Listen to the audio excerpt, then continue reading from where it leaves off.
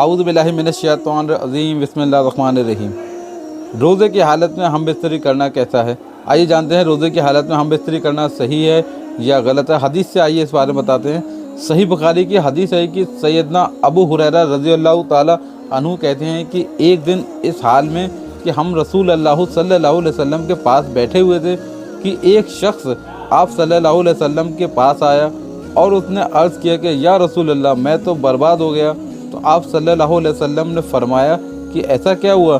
تو اس شخص نے عرض کیا کہ میں نے روزے کی حالت میں اپنی بیوی سے ہم بستری کر لی ہے۔ تو رسول اللہ صلی اللہ علیہ وسلم نے فرمایا کہ کیا تو ایک غلام آزاد کر سکتا ہے؟ تو اس شخص نے عرض کیا کہ نہیں۔ پھر اللہ کے نبی نے فرمایا کہ کیا تو 60 غریبوں کو کھانا کھلا سکتا ہے؟ تو اس نے عرض کیا کہ نہیں۔ سیدنا ابو ہریرہ رضی اللہ تعالیٰ عنہ کہتے ہیں کہ پھر محمد صلی اللہ علیہ وسلم نے توقف کیا اور اسی حالت میں تھے کہ کوئی ایک شخص نبی کریم کے پاس ایک کھجور سے بھرا ہوا خرمے کی چال کا ایک ٹوکرا لایا اور آپ صلی اللہ علیہ وسلم نے فرمایا کہ ساحل کہاں ہے؟ تو اس نے عرض کیا کہ میں حاضر ہوں۔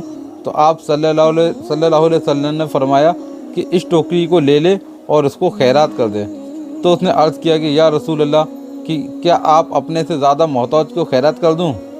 تو اللہ کی قسم مدینے کے دونوں پتھریلے میدانوں کے درمیان کوئی گھر میرے گھر سے زیادہ محتاج نہیں ہے۔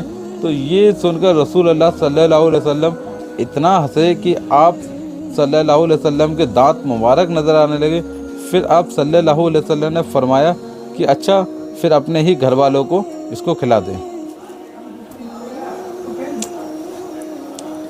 ام المومنین عائشہ صدیقہ رضی اللہ تعالیٰ عنہ زوجہ نبی کریم صلی اللہ علیہ وسلم سے روایت ہے کہ حمزہ بن عمرو اسلمہ رضی اللہ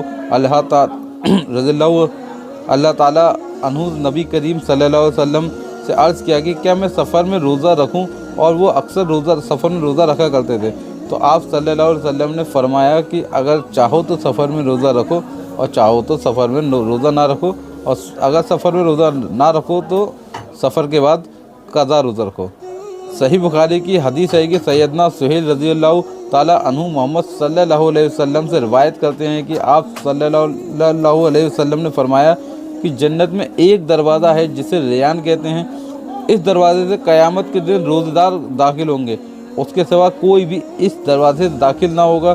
کہا جائے گا کہ روزہ دار کہاں ہیں؟ بس وہ اٹھ کر کھڑے ہو جائیں، اور اس کے سوا کوئی بھی اس دروازے سے داخل نہ ہوگا۔